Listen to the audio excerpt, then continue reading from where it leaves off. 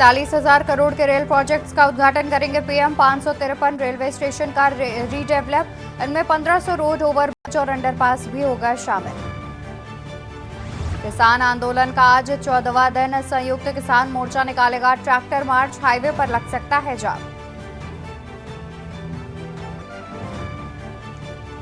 केजरीवाल को ईडी का 7वां समन, शराब नीति केस में आज होना है पेश, पिछले 6 नोटिस पर नहीं हुए थे हाजिर। जेपी नड्डा आज करेंगे प्रचार रथ को रवाना, बीजेपी मुख्यालय विस्तार में आयोजित होगा कार्यक्रम, विकसित भारत को भी दर्शाएगा पार्टी का प्रचार रथ। ज्ञानवापी के व्यास जी तहखाने में जारी रहेगी पूजा या लगेगी रोक, इलाहाबाद हाईकोर्ट का फैसला आज।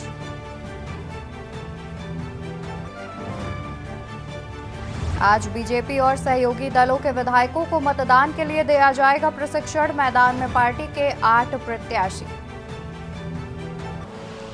आप देख रहे हैं की न्यूज, खबरों का सारथी। नमस्कार, स्वागत है आपका देश की बात में। मैं हूं आपके साथ अवंतिका अवस्थी। रुक करते हैं आज की तमाम बड़ी खबरों की ओर। खबर आपको सबसे पहले कैमूर से बता देते हैं, जहां पर भोजपुरी इंडस्ट्री के लिए सबसे बुरी खबर सामने आ रही है, जिसमें भीषण सड़क हादसे में भोजपुरी गायक समेत 9 लोगों की दर्दनाक मौत हो गई है। तो कैमूर से खबर, जहां भीषण सड़क हादसे में भोजपुरी गायक समेत 9 लोगों की हुई मौत। सासाराम की तरफ से वाराणसी की ओर जा रही थी स्कॉर्पियो। छोटू पांडे, आंचल तिवारी, सिमरन श्रीवास्तव की हुई मौत। बड़ी खबर, जहां सत्यप्रकाश मिश्रा समेत 9 कलाकारों की मौके पर हुई दर्दनाक मौत। सभी कलाकार बिहार के बक्सर के रहने वाले थे। तस्वीरें भी हम आपको दिखा रहे हैं, जहां पर हादसा हुआ है। स्कॉर्पियो से यह हादसा हुआ है और देख सकते हैं कि किस तरीके से कार के बुरी तरह से परखच्चे उड़ते हुए दिखाई दे रहे हैं। जानकारी के अनुसार इस हादसे के बाद सूचना मिलते ही मौके पर डीएम भी पहुंचे, तो वहीं मुख्यमंत्री नीतीश कुमार ने इस हादसे का संज्ञान लेते हुए इस हादसे पर शोक जताया है। बता दें कि भोजपुरी कलाकार 9 भोजपुरी कलाकारों की मौत हुई है और सभी कलाकार बिहार के बक्सर के रहने वाले बताए जा रहे हैं। जिस तरीके से भीषण सड़क हादसा हुआ है, जिसमें 9 लोगों की मौके पर ही दर्दनाक मौत हो गई। इसी खबर पर ज्यादा जानकारी के लिए हमारे साथ संवाददाता सिकंदर शर्मा जुड़े हुए हैं। सिकंदर, देखा जाए तो जिस तरीके से ये दर्दनाक सड़क हादसा हुआ है, जिसमें 9 लोगों की मौके पर ही मौत हुई है, वजह क्या निकलकर सामने आ रही है अभी तक? जी, कैमूर में भीषण सड़क हादसा, तेज रफ्तार स्कॉर्पियो और कंटेनर में जोरदार टक्कर हुई, इसमें 9 लोगों की मौत होगी। बिल्कुल, और देखा जाए तो जिस तरीके से इस हादसे की सूचना मिली है, उसके बाद मौके पर डीएम भी पहुंचे थे, तो वहीं मुख्यमंत्री ने भी इस हादसे का संज्ञान लेते हुए इस पर शोक जताया है। इस बारे में क्या कुछ जानकारी है?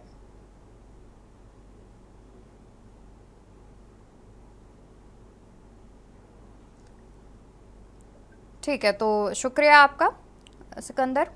आपको बता दें कि ये कैमूर से खबर सामने आ रही है, जहां पर सभी कलाकार बिहार के बक्सर के निवासी बताए जा रहे हैं, जिनकी सड़क हादसे में मौत हुई है। करीब 9 लोगों की मौके पर दर्दनाक मौत हुई है। सड़क हादसे में यह मौत हुई है।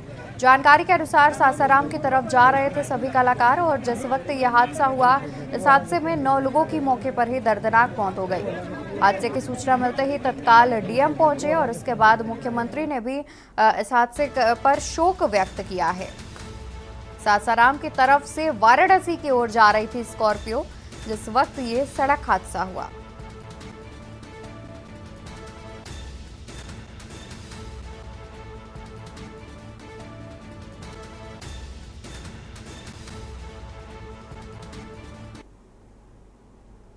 तो वहीं प्रधानमंत्री आज रेल परियोजनाओं का करेंगे शिलान्यास। तो अहम जानकारी आपको बता रहे हैं, जहां पर प्रधानमंत्री नरेंद्र मोदी आज रेल परियोजनाओं का शिलान्यास करेंगे। प्रधानमंत्री 554 रेल परियोजनाओं का उद्घाटन करेंगे और 41,000 करोड़ की रेल परियोजनाओं का शिलान्यास करेंगे। प्रधानमंत्री आज रेल परियोजनाओं का करेंगे शिलान्यास। खबर आपको राजधानी दिल्ली से बता रहे हैं, जहां पर प्रधानमंत्री 554 रेल परियोजनाओं का करेंगे उद्घाटन। 41,000 करोड़ की रेल परियोजनाओं का करेंगे शिलान्यास। अमृत भारत स्टेशन योजना में 554 स्टेशनों का करेंगे पुनर्विकास। 41,000 करोड़ की रेल परियोजनाओं का शिलान्यास करेंगे प्रधानमंत्री नरेंद्र मोदी। अमृत भारत स्टेशन योजना में 554 स्टेशनों का पुनर्विकास भी किया जाएगा और 1,500 रोड, ओवरब्रिज और अंडरपास का भी उद्घाटन करेंगे प्रधानमंत्री। यूपी में कई जगहों पर किया जाएगा कार्यक्रम। प्रधानमंत्री आज रेल परियोजनाओं का करेंगे शिलान्यास।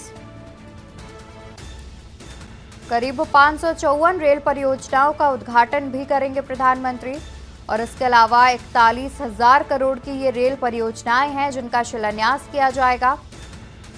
अमृत भारत स्टेशन योजना में 554 स्टेशनों का पुनर्विकास भी किया जाएगा। 41,000 करोड़ की रेल परियोजनाओं का शिलान्यास किया जाएगा। अमृत भारत स्टेशन योजना में 554 स्टेशनों का किया जाएगा पुनर्विकास। इसी खबर पर ज्यादा जानकारी के लिए हमारे साथ दिल्ली से संवाददाता प्रवेश शर्मा जुड़े हुए हैं। प्रवेश, देखा जाए तो जिस तरीके से जानकारी मिल रही है कि रेल परियोजनाओं का आज प्रधानमंत्री जो है जगह जगह पर उसका उद्घाटन करेंगे, शिलान्यास करेंगे, अधिक क्या कुछ जानकारी है? जी बिल्कुल, देखिए मैं आपको बता दूं कि आज अमृत भारत रेलवे स्टेशन के तहत जो है योजना के तहत प्रधानमंत्री मोदी लगभग 10 बजे के आसपास जो है वीडियो कॉन्फ्रेंसिंग के जरिए उद्घाटन करेंगे। और मैं आपको बता दूं कि लगभग 554 रेलवे स्टेशन है जिनकी कायाकल्प होगी इस योजना के तहत। और सबसे बड़ी बात यह है कि उस योजना में कई सारे रेलवे स्टेशनों के साथ साथ जो ओवरब्रिज है या फाटक है या बात करें रेलवे से संबंधित जो भी प्रॉपर्टी है उन सबको जो है नवीनीकरण किया जाएगा, कहीं ना कहीं उनमें बदलाव किया जाएगा। लगभग 41,000 करोड़ रुपए से ज्यादा की यह लागत है और प्रधानमंत्री मोदी पूरे देश में जो रेलवे स्टेशन है लगभग 554 उनकी ये कायाकल्प के लिए आज ये उद्घाटन कर देंगे। बिल्कुल। और प्रवेश, देखा जाए तो इसमें मुख्य रूप से कौन कौन से रेलवे स्टेशन शामिल होंगे जिनका देखा जाए तो पुनर्विकास की बात भी सामने आ रही है कि कुछ ऐसे रेलवे स्टेशन है जिनका पुनर्विकास किया जाएगा, तो मुख्य रूप से इसमें कौन से स्टेशन शामिल हैं? बिल्कुल, देखिए मैं आपको बता दूं कि उत्तर प्रदेश के लगभग 56 रेलवे स्टेशन है, मध्य प्रदेश के लगभग 13 रेलवे स्टेशन है, इसके अलावा हरियाणा के हैं, पंजाब के हैं, दिल्ली के हैं और कई ऐसे राज्यों के हैं। लगभग टोटल 554 रेलवे स्टेशन है जिनको नवीनीकरण के साथ साथ उनमें बदलाव भी किया जाएगा। रेलवे स्टेशन पे कई चीजों के लिए विशेष तौर पर मैं बता दूं जो छोटे बच्चे हैं उनको खेलने के लिए जो है सुविधा दी जाएगी, बच्चों को गेमिंग जोन दिया जाएगा। इसके अलावा खाने पीने के स्टॉल में बदलाव किया जाएगा। रेलवे स्टेशन पे कई चीजों को आपको बदलाव देखने को मिलेगा। जो है पूरे तरीके से मैं ये कहूँ कि ये जो रेलवे स्टेशन है इनकी काया पलट होती हुई आपको नजर आएगी। बिल्कुल, देखा जाए तो जिस तरीके से आज करीब ढेर सारे जो रेलवे स्टेशन है 554 रेलवे स्टेशन है उनका पुनर्विकास या फिर उद्घाटन करेंगे प्रधानमंत्री। बहुत शुक्रिया प्रवेश आपका।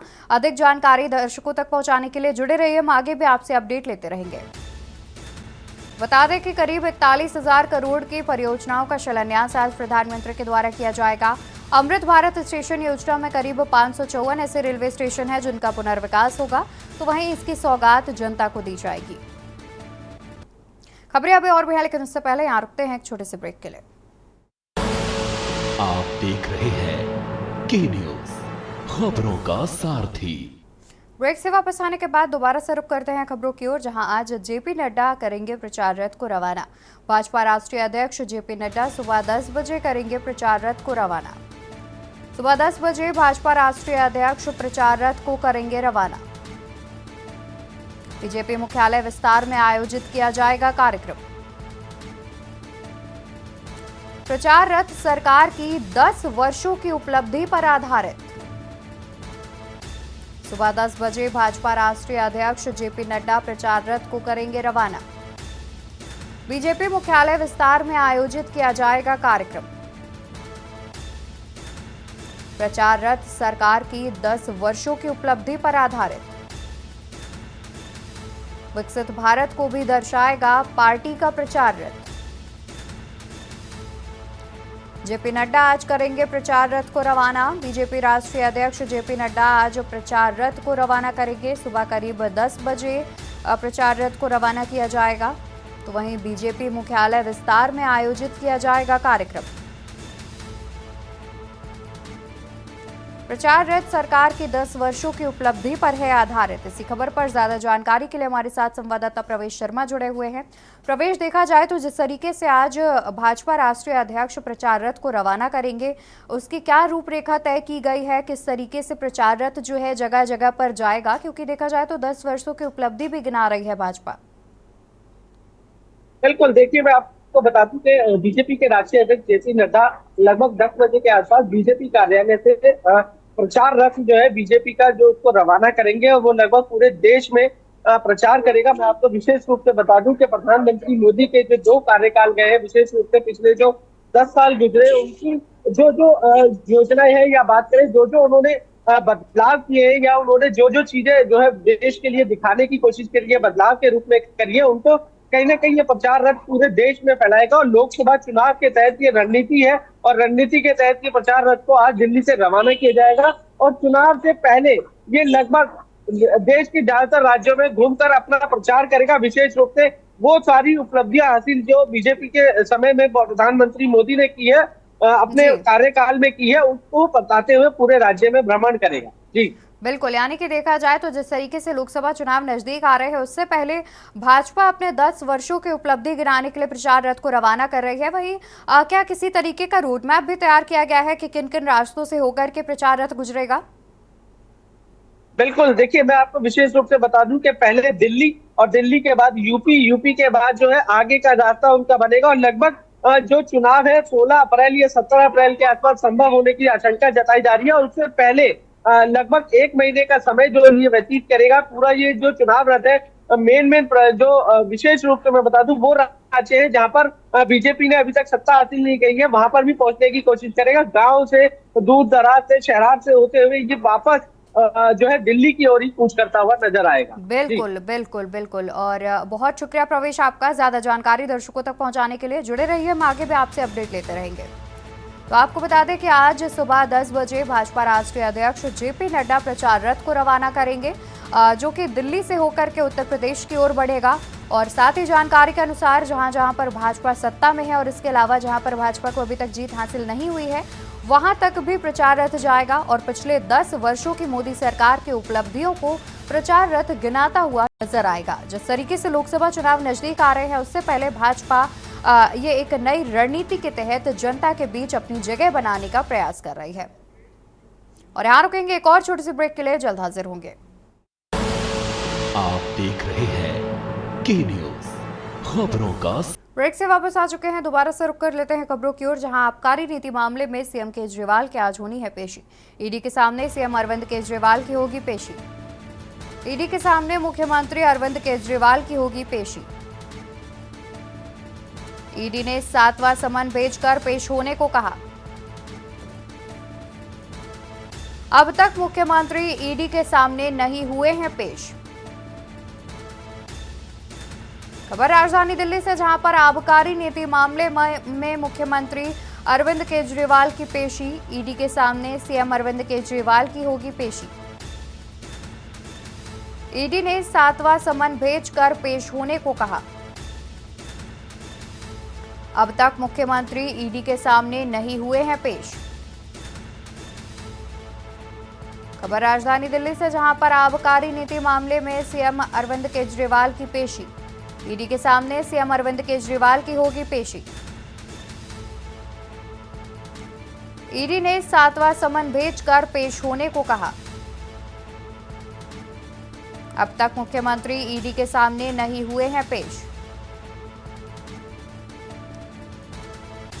लगातार ये 7वां समन ईडी की ओर से जारी किया गया है, जहां पर मुख्यमंत्री अरविंद केजरीवाल को ईडी के सामने पेश होने के लिए कहा गया है। लेकिन पिछले 6 समन जब जारी हुए थे, उसके बावजूद अरविंद केजरीवाल, जो कि दिल्ली के मुख्यमंत्री हैं, वो अभी तक ईडी के समक्ष पेश नहीं हुए हैं, जिसके बाद 7वां समन भी जारी किया गया है।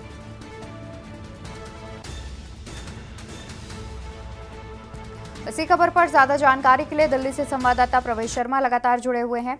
प्रवेश, देखा जाए तो लगातार 7वां समन जारी किया गया है, जहां पर आज सीएम अरविंद केजरीवाल को पेश होने के लिए कहा गया है। लेकिन देखा जाए तो जिस तरीके से पिछले 6 समन में भी अरविंद केजरीवाल पेश नहीं हुए हैं, क्या इस बार अनुमान लगाया जा रहा है कि वो पेश हो सकते हैं या फिर वो इस बार भी पेश नहीं होंगे? बिल्कुल, देखिए मैं अब आपको बता दूं कि ईडी लगभग 7 समन अरविंद केजरीवाल को भेज चुकी है, और जिसमें मुख्यमंत्री अरविंद केजरीवाल हर बार ये आरोप लगाते रहे कि ये समन गैर कानूनी है, या बात करें सीधे तौर पर उन्होंने ये कहा कि बीजेपी की तरफ से ये भेजे गए हैं। लेकिन 22 तारीख को जो उनकी तारीख थी, जो कोर्ट में उनको पेश होना था, कोर्ट की तरफ से उनको समन था, तो कोर्ट में लिखित रूप में उन्होंने जो है पिछली बार मुख्यमंत्री अरविंद केजरीवाल ने लिखित रूप में ये दिया था कि विधानसभा चल रहा है दिल्ली का और बजट का सत्र है, और इस वजह से वो पेश नहीं हो सकते हैं, लेकिन अगली तारीख पर वो जरूर आएंगे, और उन्होंने ये सारी बातें लिखित में कोर्ट को दी थी। तो कहीं ना कहीं आज आशंका ये भी जताई जा रही है कि कोर्ट में जो लिखित दिया था उसके बावजूद अगर वो ईडी के समक्ष नहीं जाते, तो जो अगली तारीख जब कोर्ट उनको बुलाएगा तो कहीं ना कहीं उनको जवाब देना भारी पड़ जाएगा। तो कयास आज ये लगाए जा रहे हैं कि अरविंद केजरीवाल हो सकता है कि आज पहुंचे, लेकिन अभी ये कहना भी असंभव है, क्योंकि वो लीगल टीम से लगातार जुड़े हुए हैं, लीगल टीम के जरिए कोई ना कोई नया रास्ता खोजने की कोशिश कर रहे हैं। क्योंकि अरविंद केजरीवाल का कहना है कि कहीं ना कहीं जिस तरीके से मनीष सिसोदिया, संजय सिंह को ईडी ने गिरफ्तार कर लिया, और अब हेमंत सोरेन की बात करें, वो मुख्यमंत्री थे झारखंड के, उनको भी गिरफ्तार कर लिया, कहीं ऐसा ना हो कि वो पेशी के दौरान वहां पर पहुंचे तो वो भी गिरफ्तार हो जाए। जी बिल्कुल, और जिस तरीके से उन्हें गिरफ्तारी का डर सता रहा है, तो वहीं आम आदमी पार्टी की तरफ से लगातार बीजेपी पर भी हमला किया जा रहा है कि बीजेपी की ये साजिश है जिसके तहत मुख्यमंत्री को वो गिरफ्तार करना चाहती है, ताकि दिल्ली में जो आम आदमी पार्टी की जो सरकार है उसे गिराया जा सके। क्योंकि लोकसभा चुनाव भी आ रहे हैं, तो ऐसे में कहीं ना कहीं आम आदमी पार्टी के लिए बीजेपी पर निशाना साधना और भी आसान होता जा रहा है। बिल्कुल, देखिए मैं आपको बता दूं, लोकसभा चुनाव करीब है, और इसकी वजह से लगातार आम आदमी पार्टी जो है बीजेपी पर हमला कर रही है, और उनका कहना है कि सिर्फ और सिर्फ जो है केजरीवाल को अगर गिरफ्तार करने की जो मंशा है, या बात करें ईडी के जरिए जो अरविंद केजरीवाल को गिरफ्तार करने की योजना अगर बीजेपी के द्वारा बनाई जा रही है, तो वो सिर्फ इसलिए बनाई जा रही है कि लोकसभा का जो चुनाव है उसमें अरविंद केजरीवाल चुनाव न लड़ सके, वो जेल में पहुंच जाए। और यही वजह है कि लगातार जो है, चाहे आम आदमी पार्टी के सौरभ भारद्वाज हो या इसके अलावा कई बड़े ऐसे दिग्गज आतिशी हो, और लगातार जो है वो बीजेपी और हमला कर सीधे तौर पर कह रहे हैं। और स्वयं अरविंद केजरीवाल की भी बात करें, उन्होंने भी सीधे तौर पर बोला है कि ये सारे जो समन या ईडी के पेशी होने के आ रहे हैं गैर कानूनी है, क्योंकि जितने भी सर्च ऑपरेशन हुआ है, जितना भी जो है सर्च किया गया है, चाहे वो मनीष सिसोदिया के घर हो, चाहे वो संजय सिंह के घर हो, अभी भी एक की बरामदगी नहीं हुई है, फिर भी समन भेजकर कहीं ना कहीं परेशान किया जा रहा है। बिल्कुल, जाहिर तौर पर प्रवेश देखा जाए तो जिस तरीके से लगातार 7वीं बार समन भेजा गया है, तो वहीं पिछले 6 बार भी जब समन भेजा गया था, उसके बावजूद अरविंद केजरीवाल पेश नहीं हुए थे ईडी के समक्ष। और साथ ही हम चाहेंगे कि आप ये जो पूरा मामला है जिसको लेकर के लगातार अरविंद केजरीवाल को समन भेजे जा रहे हैं ईडी की तरफ से, उस मामले के बारे में एक बार दर्शकों को विस्तार से बता दें। बिल्कुल, देखिए मैं आपको बता देता हूँ कि ईडी की तरफ से जो है शराब घोटाले के मामले में, आबकारी नीति के मामले में, पैसे के लेन देन में मनीष सिसोदिया हो, चाहे वो संजय सिंह हो, पहले से जेल में है, उनसे पूछताछ की जा रही है, उनके खिलाफ लगातार जो है सबूत जो है ईडी को मिल चुके हैं। लेकिन अब जो अरविंद केजरीवाल है, चूंकि वो दिल्ली के मुख्यमंत्री हैं और मुखिया है, और मुखिया के रूप में जो भी कार्य हुआ है, चाहे वो मनीष सिसोदिया ने डील की हो, चाहे वो संजय सिंह ने डील की हो, लेकिन मुखिया जो है वो अरविंद केजरीवाल है, उनके संरक्षण में ये सारा काम हुआ है। ये सीधे तौर पर मैं आपको बता दूं, ये ईडी का कहना है कि ये सारा जो मुखिया है उनको पता था, मुखिया ने इनको रोका नहीं है। कहीं ना कहीं सीधे तौर पर मैं कहूँ कि ये जानकारी उनको थी कि कोई भी पैसे का लेन देन, शराब आबकारी नीति में जिस तरीके से लाइसेंस बांटे गए, शराब घोटाले का जिस तरीके से नाम आ रहा है, वो सिर्फ लाइसेंस को लेकर आ रहा है, उसमें कहीं ना कहीं घूस देने की बात सामने आ रही है। और अरविंद केजरीवाल पर आरोप ये है कि ये सारी योजना उनके जानकारी में थी, उनको मालूम था, और उन्होंने सब कुछ देखते हुए भी जो है अपनी चुप्पी साधी। और यही वजह है कि ईडी लगातार उनको समन भेज रही है, उनसे पूछताछ करना चाहती है कि आखिर क्या वजह थी, या ऐसी कौन सी बात थी कि आपके सामने जो शख्स आए, तथ्य आए, उसमें कहीं ना कहीं आपने विचार नहीं किया, या ऐसी कौन सी बात है जो आपको पता है और वो ईडी को आप बताना नहीं चाहते। और ईडी लगातार जो है अरविंद केजरीवाल को अपने समक्ष बैठाकर ये सवाल जवाब करना चाहती है। मैं आपको बता दूं, मनीष सिसोदिया से 100 से ज्यादा सवाल पूछे गए थे, और संजय सिंह की बात करें तो उनसे भी लगभग 80 के आसपास सवाल पूछे गए थे, और लगातार वो जेल में बंद है। बिल्कुल, जिस तरीके से ये शराब नीति घोटाले मामले में, आबकारी नीति मामले में आम आदमी पार्टी के कई वरिष्ठ नेता पहले से ही गिरफ्तार हो चुके हैं और जेल में बंद है, उसके बाद कहीं ना कहीं मुख्यमंत्री अरविंद केजरीवाल की भी मुश्किलें कहीं ना कहीं बढ़ती नजर आ रही हैं, क्योंकि 7वां समन ईडी ने पेश कर दिया है। और उसके बावजूद देखने वाली बात होगी कि आज मुख्यमंत्री ईडी के समक्ष पेश होते हैं या नहीं। वही प्रवेश देखा जाए तो जिस तरीके से लगातार ईडी समन पेश करती है और उसके बाद कहीं ना कहीं आम आदमी पार्टी की ओर से कोई प्रेस कॉन्फ्रेंस का आयोजन किया जाता है जहां पर वो तमाम जानकारी साझा करते हुए बीजेपी पर जमकर निशाना साधते हैं। तो क्या इस बार भी अनुमान लगाया जा रहा है कि किसी प्रेस कॉन्फ्रेंस का आयोजन किया जा सकता है? बिल्कुल, इसमें कोई दो राय नहीं है। और मैं विशेष रूप से बता दूं कि अगर ऐसा होता है कि अरविंद केजरीवाल ईडी के समक्ष पहुंचते हैं और गिरफ्तार हो जाते हैं, तो कहीं ना कहीं लगातार आम आदमी पार्टी की तरफ से कॉन्फ्रेंस की जाएगी। मैं आपको बता दूं कि सौरभ भारद्वाज जो आम आदमी पार्टी के बड़े नेता है, 2 दिन जी। पहले कॉन्फ्रेंस करके इस बात की जानकारी या अंदेशा पहले ही दे चुके हैं कि अरविंद केजरीवाल को गिरफ्तार कर लिया जाएगा। और ये सारा काम बीजेपी के इशारे पर हो रहा है, क्योंकि आज उनकी तारीख है और 2 दिन पहले ही इस तरीके का ऐलान करना तो कहीं ना कहीं इस बात को दर्शाता है कि अरविंद केजरीवाल हो चाहे आम आदमी पार्टी हो, उनको इस बात का पहले से अंदेशा है कि अरविंद केजरीवाल को गिरफ्तार कर लिया जाएगा। दूसरी बड़ी बात मैं आपको बता दूं कि लगातार आम आदमी पार्टी की तरफ से जो है हमला किया जा रहा है। सीधे तौर पर मैं बता दूं कि वो हर बार बीजेपी पर हमला करते हैं। उनका कहना है कि ये सारा जो प्रायोजित कार्यक्रम है, चाहे समन भेजना हो, चाहे मनीष सिसोदिया का जेल भेजना हो, चाहे संजय सिंह का जेल भेजना हो, चाहे सत्येंद्र सिंह का जेल में भेजना हो, ये सारा जो षड्यंत्र है प्रधानमंत्री मोदी और बीजेपी की तरफ से किया जा रहा है। बिल्कुल, बहुत शुक्रिया प्रवेश आपका ज्यादा जानकारी हमारे दर्शकों तक पहुंचाने के लिए। तो अहम जानकारी आपको बता दें, जहां पर ईडी ने 7वां समन पेश किया है एक बार फिर से मुख्यमंत्री अरविंद केजरीवाल के लिए। पिछले लगातार 6 समन में मुख्यमंत्री अरविंद केजरीवाल पेश नहीं हुए थे।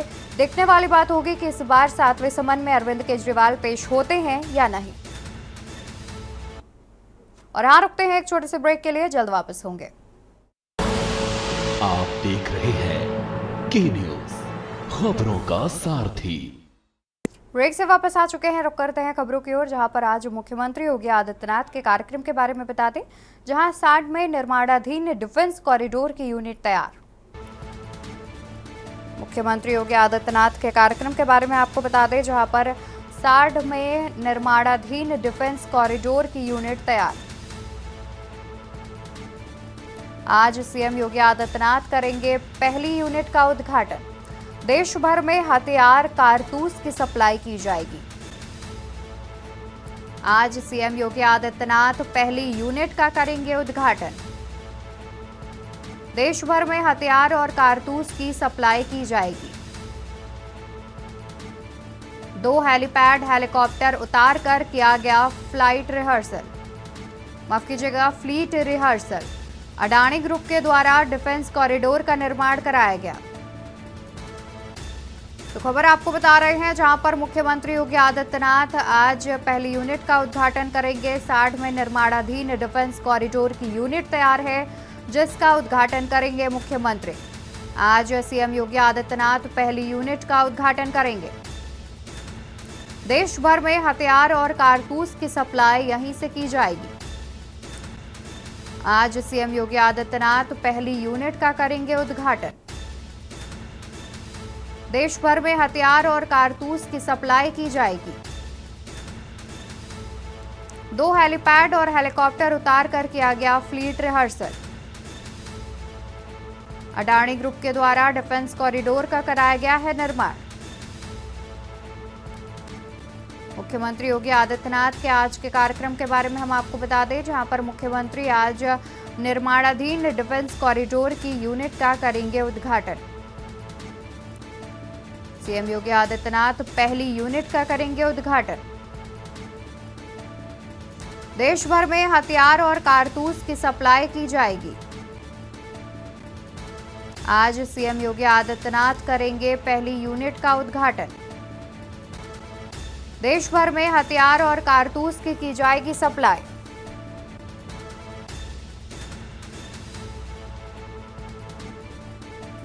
इसी खबर पर ज्यादा जानकारी के लिए कानपुर से हमारे ब्यूरो चीफ मधुर मोहन जी जुड़े हुए हैं।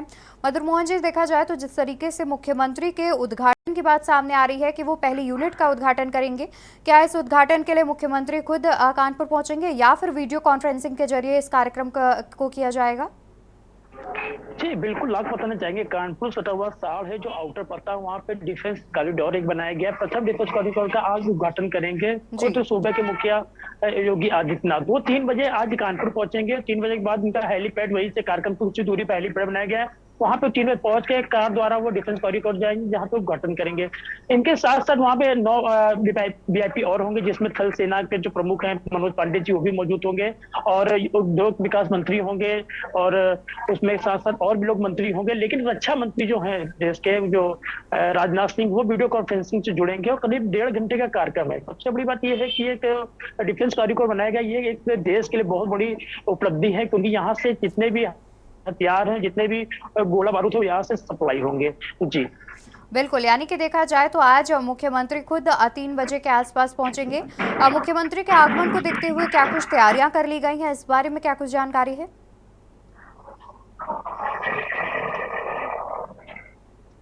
क्वेश्चन रिपीट कर दीजिए आवाज। जी मधुर मोहन जी, मुख्यमंत्री के आगमन को देखते हुए प्रशासन की ओर से क्या कुछ तैयारियां की गई हैं? जी बिल्कुल, आप बताइए, डिफेंस कॉरिडोर ये खुद एक संवेदनशील इलाका होता है, क्योंकि ये एक वीआईपी चीज होती है। इसको लेके जो सुबह से ही आज 5 बजे से 8 रूट डाइवर्ट कर दिया गया है, क्योंकि हमीरपुर एक बड़ा रूट माना जाता है, इसको डाइवर्ट कर दिया। प्लस सुरक्षा व्यवस्था की बात करें तो ये डिफेंस कॉरिडोर है, यहाँ वैसे भी सुरक्षा की व्यवस्था बहुत ज्यादा रखी जाती है। लेकिन यहाँ मुख्यमंत्री आ रहे हैं, थल सेना के प्रमुख आ रहे हैं, जिसको लेकर चप्पे चप्पे में नजर है। वो रूट जो जिस रूट में बनाया गया वो रूट पूरा ब्लॉक है। जिनके पास पासेस होंगे, जो 50-500 जो लोग बुलाए गए हैं वहां पे वीआईपी लोग, उनको इसी एंट्री होगी। जो भी लोग अंदर एंट्री करेंगे उनके पास कार्ड होना जरूरी है। जो मीडिया के लिए एंट्री करेगा उनका भी कार्ड होना जरूरी है। बाकी बकायदा कोई भी एंट्री नहीं कर पाएगा, क्योंकि एक डिफेंस कॉरिडोर बनाया गया है। इसके आसपास जो भी बहुत संवेदनशील जो इलाके होते हैं उनको दूर रखा जाता है, जो लोग निकलते हैं उनको दूर रखा जाता है। इसलिए वीआईपी मोमेंट के ही लोग वहां एंट्री कर पाएंगे। और सुरक्षा व्यवस्था खुद सीपी कमिश्नर पुलिस अपने हाथों में ले रखे हैं, और थल सेना के जो प्रमुख हैं वो आ रहे हैं, तो उनके भी जो वीआईपी और उनके जो जी बिल्कुल। और देखा जाए तो जिस तरीके से आज मुख्यमंत्री 3 बजे पहुंच रहे हैं, कहीं ना कहीं ये देश भर के लिए एक बड़ी सौगात होगी, क्योंकि यहीं से कारतूस की सप्लाई भी की जाएगी। बहुत शुक्रिया आपका ज़्यादा जानकारी हमारे दर्शकों तक पहुंचाने के लिए। तो अहम जानकारी आपको बता रहे थे, जहां पर मुख्यमंत्री योगी आदित्यनाथ के कार्यक्रम के बारे में बता रहे थे, जहां पर आज मुख्यमंत्री योगी आदित्यनाथ डिफेंस कॉरिडोर की पहली यूनिट का उद्घाटन करेंगे, जहां पर देश भर में हथियार और कारतूस की सप्लाई की जाएगी। और यहाँ रुकते हैं एक और छोटे से ब्रेक के लिए, जल्द हाजिर होंगे। आप देख रहे हैं की न्यूज, खबरों का सारथी। ब्रेक से वापस आ गए हैं। इसी बीच एक बड़ी खबर सामने आ रही है, जहां पर किसानों का ट्रैक्टर मार्च। राजधानी दिल्ली से खबर सामने आ रही है, जहां पर आज किसानों का ट्रैक्टर मार्च। कई एक्सप्रेसवे जाम करने की बनाई गई योजना। प्रदर्शन शांतिपूर्ण तरीके से करने का किया ऐलान। मांगों को लेकर अभी भी शंभू बॉर्डर पर डटे किसान। खबर राजधानी दिल्ली से, जहां पर आज किसानों का ट्रैक्टर मार्च। कई एक्सप्रेसवे जाम करने की बनाई गई योजना। प्रदर्शन शांतिपूर्ण तरीके से करने का किया ऐलान। मांगों को लेकर अभी भी शंभू बॉर्डर पर डटे किसान। और इसी खबर पर ज्यादा जानकारी के लिए हमारे साथ संवाददाता प्रवेश शर्मा जुड़े हुए हैं। प्रवेश, देखा जाए तो जिस तरीके से एक बार फिर से आज किसानों ने ट्रैक्टर मार्च का ऐलान किया है, जिसमें वो प्रदर्शन शांतिपूर्ण तरीके से करने की बात कह रहे हैं, इसको लेकर के क्या कुछ जानकारी सामने आ रही है? बिल्कुल, देखिए मैं आपको बता दूं कि अभी किसान जो है शंभू बॉर्डर पर पंजाब और हरियाणा के विशेष रूप से जो किसान है वो डटे हुए हैं। और आज जो है उत्तर प्रदेश के जो किसान है, विशेष रूप से मैं आपको बता दूं कि किसान मोर्चा के जो है संयुक्त किसान मोर्चा है, इसके अलावा और संगठन है, वो आज किसान अपने ट्रैक्टरों के साथ जो है कई हाईवे पर, विशेष रूप से मैं बता दूं जो यमुना एक्सप्रेसवे है जो दिल्ली, आगरा और कई राज्यों को जोड़ता है, उनको जो है विशेष रूप से जाम करने की योजना है। हजारों ट्रैक्टर के साथ वहां पर पहुंचने का ऐलान पहले ही कर दिया गया था, और उसके संदर्भ में अब 10 बजे के आसपास का समय बताया गया है कि किसान अपने हजारों ट्रैक्टर के साथ जो है वहां पर कूच करेंगे। और विशेष रूप से जो रास्ता है हरिद्वार से लेकर दिल्ली के गाजीपुर बॉर्डर तक पहुंचने की योजना बनाई गई है, जिसमें नरेश टिकैत जो किसान संयुक्त के अध्यक्ष हैं, उन्होंने साफ तौर पर कहा है कि प्रदर्शन में किसी भी प्रकार का आपको कोई हिंसा देखने की नहीं मिलेगी, लेकिन किसान अपने ट्रैक्टरों को लेकर जरूर वहां पर पहुंचेंगे। जी तो वहीं प्रवेश देखा जाए तो जिस तरीके से पिछली बार भी जब दिल्ली कूच की बात सामने आई थी तो सरकार की तरफ से कहा गया था कि वो बातचीत के लिए तैयार हैं। उसके बावजूद देखा जाए तो किसान अभी भी किसान की जो मांगे हैं वो बाकी हैं, जिसको लेकर के अभी भी किसान डटे हुए हैं। क्या देखा जाए तो इस बार भी कुछ सरकार की ओर से यही कहा जाएगा कि वो बातचीत के लिए तैयार हैं और फिर उसके बाद किसानों को रोका जाएगा?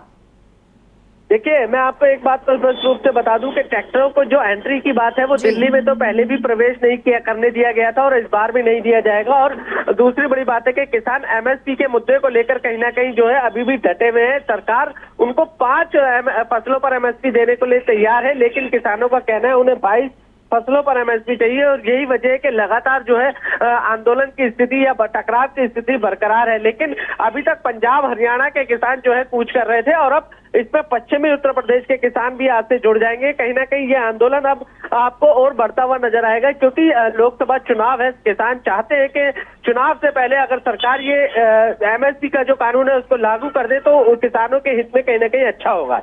बिल्कुल, जाहिर तौर पर देखा जाए तो जिस तरीके से चुनाव नजदीक आ रहे हैं उससे पहले किसान भी अपनी मांगों को लेकर डटे हुए हैं। बहुत शुक्रिया प्रवेश आपका ज्यादा जानकारी दर्शकों तक पहुंचाने के लिए। और यहाँ रुकते हैं एक और छोटे से ब्रेक के लिए, जल्द हाजिर होंगे। आप देख रहे हैं की न्यूज़, खबरों का सारथी। ब्रेक से वापस आ चुके हैं, रुक करते हैं खबरों की ओर। खबर आपको बता दें, इसी बीच लखनऊ से खबर सामने आ रही है, राजधानी लखनऊ से, जहां पर यूपी पुलिस भर्ती पेपर लीक मामले में बड़ी कार्रवाई। गड़बड़ी करने वाले अब तक 391 लोग हुए अरेस्ट। एसटीएफ की टीम ने अब तक 391 लोगों को अरेस्ट किया है। पुलिस और एसटीएफ की टीम ने लोगों को अरेस्ट किया है। यूपी, हरियाणा, बिहार और दिल्ली से लोगों को किया गया है गिरफ्तार। एसटीएफ की टीम ने अब तक 391 लोगों को किया है अरेस्ट। यूपी, हरियाणा, बिहार और दिल्ली से लोगों को किया गया है गिरफ्तार। पेपर लीक से जुड़े कई लोगों पर पुलिस ने की कार्रवाई। अब भी पुलिस और एसटीएफ की रडार पर कई लोग। यूपी पुलिस भर्ती पेपर लीक मामले में बड़ी कार्रवाई। खबर हम आपको बता दें, जहां पर गड़बड़ी करने वाले अब तक 391 लोग अरेस्ट किए गए हैं। पुलिस और एसटीएफ की टीम ने अब तक 391 लोगों को किया है अरेस्ट। यूपी, हरियाणा, बिहार और दिल्ली से लोगों को गिरफ्तार किया गया। पुलिस और एसटीएफ की टीम ने अब तक 391 लोगों को किया है अरेस्ट। यूपी, हरियाणा, बिहार और दिल्ली से लोगों को गिरफ्तार किया गया। पेपर लीक से जुड़े कई लोगों पर पुलिस ने की कार्रवाई। अब भी पुलिस और एसटीएफ की रडार पर कई लोग।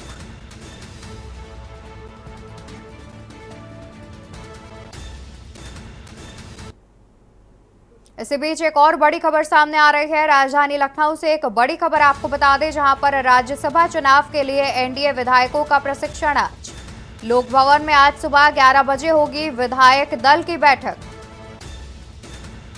8 प्रत्याशियों को मतदान करने के लिए समूह में बांटा जाएगा। वोट डालने के लिए विधायकों को दिया जाएगा प्रशिक्षण। मतदान के प्रशिक्षण के बाद मतपत्रों की होगी जांच। सीएम योगी, डिप्टी सीएम केशव प्रसाद मौर्य, ब्रजेश पाठक भी रहेंगे मौजूद। बीजेपी प्रदेश अध्यक्ष, अपना दल कार्यकारी अध्यक्ष भी होंगे शामिल। इसी खबर पर ज्यादा जानकारी के लिए हमारे साथ संवाददाता संदीप मिश्रा जुड़े हुए हैं। संदीप, देखा जाए तो जिस तरीके से राज्यसभा चुनाव से पहले आज एनडीए जो है वो प्रशिक्षण कार्यक्रम कर रही है, इस बारे में क्या कुछ अधिक जानकारी है? देखिए, बिल्कुल आज जो है लोक भवन में 11 बजे के आसपास जो है सभी विधायकों की दलों की एक बैठक बुलाई गई है। यानी कि राज्यसभा चुनाव को लेकर के जिस तरीके से एनडीए प्रशिक्षण कर रही है कि कैसे वोटिंग करनी है और किस प्रकार से वोट को भारतीय जनता पार्टी को देनी है और इससे कि कैसे उनका प्रत्याशी जो है वो जीत सके। यानी कि जिस तरीके से अपने नए प्रत्याशी को जिताने को लेकर के भारतीय जनता पार्टी पूरी मेहनत कर रही है, पूरी ताकत के साथ उतरना चाह रही है, उसी तर्ज की अगर हम बात करते हैं तो सीएम योगी आदित्यनाथ भी मौजूद रहेंगे, केशव प्रसाद मौर्य भी मौजूद रहेंगे, ब्रजेश पाठक भी मौजूद रहेंगे, भाजपा से प्रदेश अध्यक्ष भूपेंद्र चौधरी और अपना दल के आशीष पटेल भी मौजूद रहेंगे। साथ ही साथ निषाद पार्टी के जो अध्यक्ष हैं वो मौजूद रहेंगे, ओपी राजभर मौजूद रहेंगे। तो तमाम ऐसे जो नेता हैं, जो बड़े नेता हैं, जिनका सहयोग मिला हुआ है भारतीय जनता पार्टी को, वो सब मौजूद रहेंगे। साथ ही साथ सभी विधायकों को बुलाया गया है कि जिससे कि वोटिंग की प्रक्रिया को सीखा जा सके कि कैसे वोट करनी है और किस प्रकार से अपने प्रत्याशी को जिताने हैं। उसी तर्ज पर आज ये बैठक काफी अहम है। बिल्कुल। और वहीं संदीप, देखा जाए तो राजा भैया की पार्टी पे भी लोगों की निगाहें टिकी हुई हैं, इस बारे में क्या कुछ जानकारी है? देखिए, बिल्कुल निश्चित तौर पे जिस तरीके से हम राजा भैया की पार्टी की बात करते हैं तो उनके पास अपने 2 विधायक हैं, तो उनकी पार्टी काफी महत्वपूर्ण मानी जा रही। 2 वोट बैंक है उनके पास में, 2 वोट है। इसके साथ ही साथ कांग्रेस, जहां एक तरफ इंडिया गठबंधन में साथ आ चुकी है और समाजवादी पार्टी के साथ में है, तो माना जा रहा है कि समाजवादी पार्टी की तरफ जाकर के 2 विधायक उनके वोट करते हुए नजर आएंगे। इसके साथ बसपा की हम बात करते हैं, जो रसड़ा के विधायक हैं उमाशंकर, उनका वोट बैंक किधर जाएगा ये सबसे महत्वपूर्ण होगा। इसके साथ ही साथ में लगातार जो है जो बैठकें होंगी, उस बैठक के माध्यम से निर्णय होंगे कि आखिर ये वोट बैंक कितना प्रतिशत किधर जाता है। तो ऐसे में सभी दलों पे, जो छोटे छोटे दल हैं जिनके पास अपने अपने विधायक हैं, उन विधायकों पर नजर भारतीय जनता पार्टी की बनी हुई है और लगातार उस पर फोकस कर रही है कि कैसे हमारा वोट बैंक बढ़े और हम अपने दर्शक प्रत्याशी को जीत दिला सकें। तो उसको लेकर के लगातार मंथन करती हुई भारतीय जनता पार्टी नजर आ रही है। ऐसे में चोट करने के लिए कि समाजवादी पार्टी भी लगातार जो है बैठक कर रही है।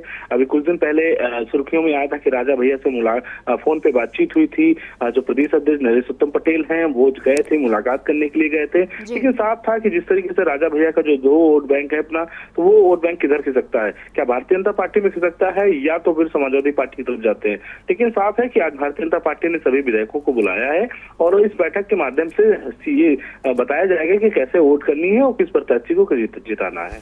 बिल्कुल, बहुत शुक्रिया संदीप आपका ज्यादा जानकारी दर्शकों तक पहुंचाने के लिए। बता दें कि राज्यसभा चुनाव के लिए एनडीए आज सभी विधायकों का प्रशिक्षण कराएगी, जहां पर लोक भवन में आज सुबह 11 बजे विधायक दल की बैठक भी होनी है। और यहाँ रुकते हैं एक ब्रेक के लिए, जल्द वापस होंगे। आप देख रहे हैं की न्यूज, खबरों का सारथी। ब्रेक से वापस आ चुके हैं, बढ़ते हैं खबरों की ओर, जहां राहुल गांधी की न्याय यात्रा में शामिल होंगे बसपा सांसद। राहुल गांधी की न्याय यात्रा में शामिल होंगे बसपा सांसद। बसपा सांसद श्याम सिंह यादव आज यात्रा में होंगे शामिल। श्याम सिंह यादव समेत कई बसपा नेता होंगे शामिल। राहुल गांधी की भारत जोड़ो न्याय यात्रा में शामिल होंगे। श्याम सिंह यादव समेत कई बसपा नेता होंगे शामिल। राहुल गांधी की भारत जोड़ो न्याय यात्रा में होंगे शामिल।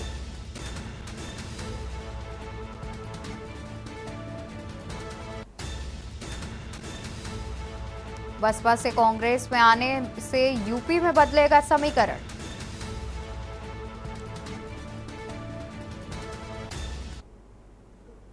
खबर हनुमानगढ़ से बता दें, जहां पर संभागीय आयुक्त वंदना सिंघवी जिले में 2 दिवसीय दौरे पर रहीं।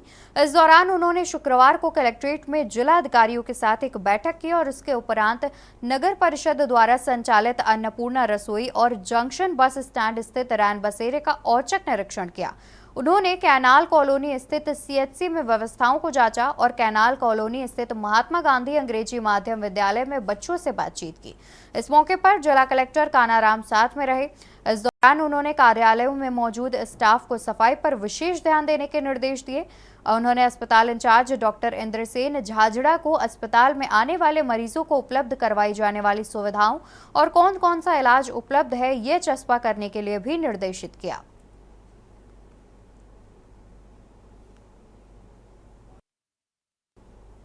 एक सीएससी देख के आई हूँ और कमोबेश वहाँ पे सफाई वगैरह थोड़ी ठीक थी, फिर भी निर्देश दिए हैं कि पूरा क्लीन एंड नीट होना चाहिए।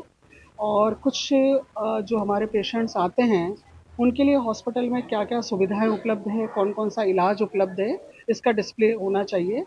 आरोग्य बीमा योजना जो है, आयुष्मान आरोग्य बीमा योजना का डिस्प्ले काउंटर वहाँ पे होना चाहिए ताकि लोगों को जानकारी मिल सके कि योजना के अंतर्गत क्या लाभ उन्हें दे हैं। इसी प्रकार से वहाँ पे जो भी व्यवस्थाएं थी उसको देखा गया, शौचालय को देखा गया, कॉरिडोर्स में थोड़ी गंदगी पाई गई, उसको साफ सुथरा करने के निर्देश दिए। इधर उधर कुछ सामान, जो नकारा सामान बिखरा हुआ था, उसको भी उनको हटाने के लिए या उसका नियमानुसार निस्तारण करने के निर्देश दिए गए। खबर हनुमानगढ़ की ग्राम पंचायत बधुवालिया से है, जहां नव सृजित ग्राम पंचायत भवन बुधवालिया का लोकार्पण और भामाशाह सम्मान समारोह कार्यक्रम आयोजित किया गया। कार्यक्रम के मुख्य अतिथि कविता मेघवाल, विनोद गोठवाल, विशिष्ट अतिथि मुकेश सहारण, जितेंद्र गोयल, भाजपा युवा मोर्चा जिलाध्यक्ष सुशील जोशी रहे मौजूद। जनप्रतिनिधियों ने नव सृजित ग्राम पंचायत भवन का रिबन काटकर शुभारंभ किया। पंचायत समिति प्रधान प्रतिनिधि धर्मपाल सहारण द्वारा वॉलीबॉल ग्राउंड के लिए 5 लाख की राशि की घोषणा भी की गई। बहुत ही सम्मानित जो हमारे एक ओर से हमारे इस कार्यक्रम में आगे और हमारे कार्यक्रम की शोभा बढ़ाई, आप सभी तमाम। तो वहीं राजधानी लखनऊ से खबर आपको बता दें, जहां पर ट्रैक्टर श्रृंखला बनाकर प्रदर्शन करेंगे किसान। ट्रैक्टर श्रृंखला बनाकर आज प्रदर्शन करेंगे किसान। राष्ट्रीय नेतृत्व और संयुक्त किसान मोर्चा के आह्वान पर होगा प्रदर्शन। लखनऊ के 4 जगहों पर शांतिपूर्ण प्रदर्शन करेंगे किसान। सरोजनी नगर, गोसाईगंज में किया जाएगा किसानों का प्रदर्शन। सरोजनी नगर, गोसाईगंज में किया जाएगा किसानों का प्रदर्शन। बेटाली क्रॉसिंग, सीतापुर रोड और चिन्हट के देवा रोड पर किया जाएगा प्रदर्शन। 4 किसान नेताओं के नेतृत्व में किसान करेंगे रोष प्रदर्शन।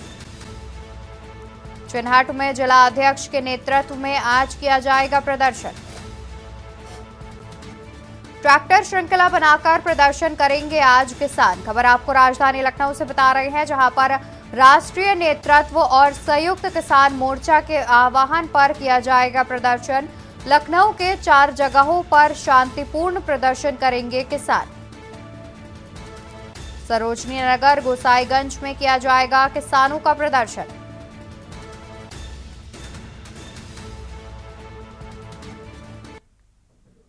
तो वहीं खबर फर्रुखाबाद से बता देते हैं, जहां पर होमगार्ड दरोगा बना गुंडा। रिक्शा चालक को लात घूसों से कर दी पिटाई। रिक्शा चालक को लात घूसों से कर दी पिटाई। शराब के लिए रुपए नहीं देने पर की गई पिटाई।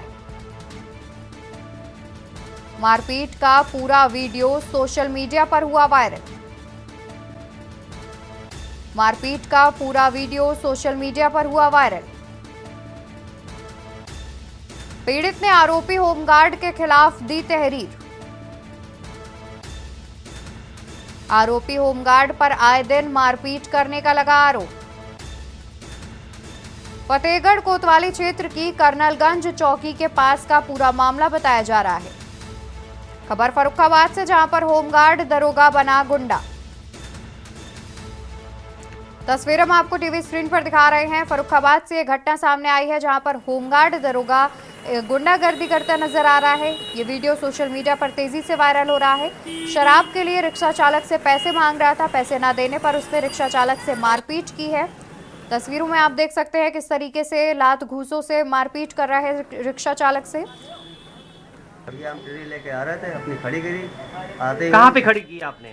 क्रॉसिंग के पास पुल के नीचे खड़ी थी, वहाँ पे सवारियाँ लेने आ रहा था मैं, ट्रेन आ रही थी, तो आते ही हुई। कौन सी ट्रेन थी आपकी? ये 6 वाली आती है 6:30 पे। उसी समय अजय होमगार्ड थे, उन्होंने हाथ चला दिया, तो बोले हमसे पैसे। किस बात को लेके हाथ चलाया आपके ऊपर? उन्होंने बोले दारू के लिए मुझे पैसे चाहिए। मैंने मना किया तो उन्होंने हाथ लाल घूसा मेरे ऊपर चालू कर दिया। और देश की बात में फिलहाल के लिए बस इतना ही। ऐसी बड़ी खबरों को देखने के लिए आप देखते रहिए के न्यूज इंडिया। नमस्कार। आप देख रहे हैं के न्यूज, खबरों का सारथी।